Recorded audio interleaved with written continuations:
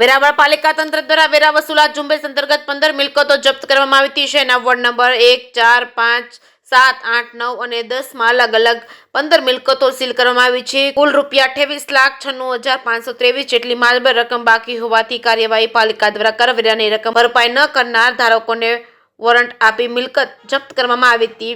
જે કેસની ગુજરાતી સાથે મહેશ વાજા, સોમનાથ. જે આપનો પરિચય? મારું નામ સફી થોબાત, વેરાવળ નગરપાલિકામાં કરવેરા શાખામાં બ્રાન્ચ હેડ તરીકે કામગીરી કરું છું. સફીભાઈ, કેટલી મિલકતોને સીઝ કરવામાં આવી છે, નોટિસો આપવામાં આવી છે, આખી વાત?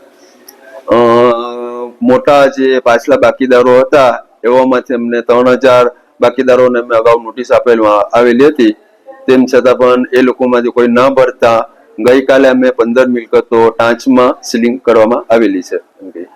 કેટલી અમાઉન્ટ હતી ટોટલ? કુલ 55 લાખ જેવી બાકી હતી.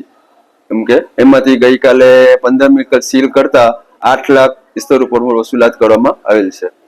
આગામી દિવસોમાં હજુ પણ મિલકત ધારકો રકમ નહીં ભરે તો શું પગલાં લેવામાં આવશે પાલિકા?